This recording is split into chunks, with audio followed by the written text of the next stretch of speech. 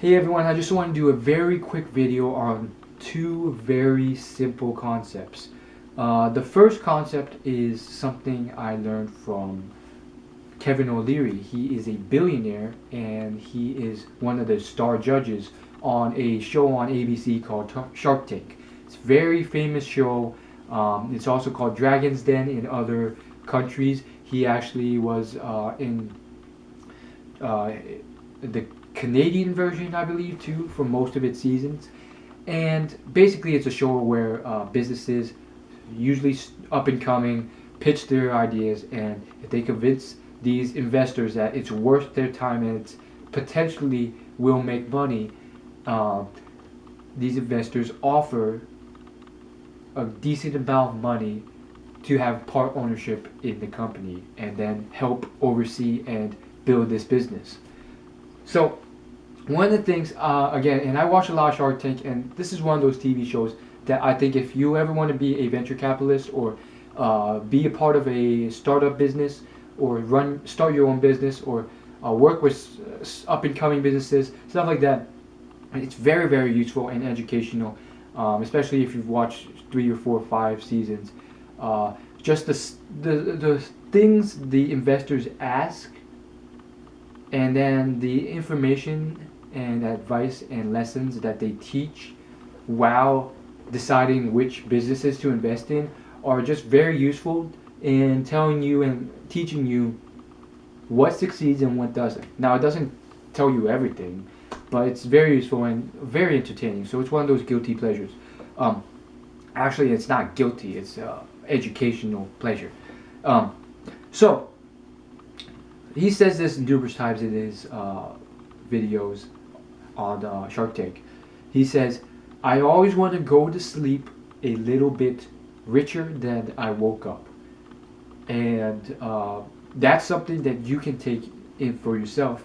And for me, it's not that hard. It's actually quite easy if you scale it down to like a minuscule level. If my goal was to be 1 cent richer every day, highly accomplishable. But generally, I think what you want to do is infer that you want to increase that magnitude. So every day you want to be $10 or $20 or $100 richer than the day before.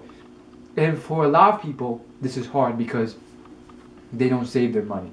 They spend every dime they have. And this is something that I think I've learned through a lot of personal finance books and audio books I've read. And it's one of those things that I've observed most people do. Every paycheck they get, they spend it all. And there's this one book by Michael Masterson that just illustrates this point. And he says that making a lot of money and having a high income does not necessarily make you wealthy. It just means that you have a high income. And he gives the example of Mike Tyson. And he says there's many rich people just like this. Mike Tyson makes millions every year boxing, or at least he used to. During his lifespan, and again, the book illustrates this whole example very much better than me, but every year when he did this, he would spend more than he made. So if he made $1 million, he would spend like 1.6 million or 3 million or 5 million on a mansion, 2 white tigers for that mansion, all this unnecessary stuff and cars and stuff like that. And Mike Tyson ended up being millions of dollars in debt. So this was a man who did not manage his finances despite making a lot of money. And again, there's so many people across the board of all income levels who fall into the same trap. You're not saving and building your wealth, you're spending it. And by spending it, rather than saving and investing it, you're not growing your pile to many times what it would be if you just saved it. And that's investing for you. But what he did was he literally just spent it all. And I have observed people of many income levels, mainly lower income levels, who do this. A lot of students do this and a lot of children do this because they don't know any better. They think it's just their money, and everything else is technically covered for them. House, food, phone bills, all this stuff, it's all covered. But where that gets you is zero. At the end of every day, you're at zero or you're in debt. And that's not a place you want to be. So there's that in mind. And obviously, for me, it's if you just say richer every day, then it's so easy if you just want to be a cent richer every day, 1 penny richer.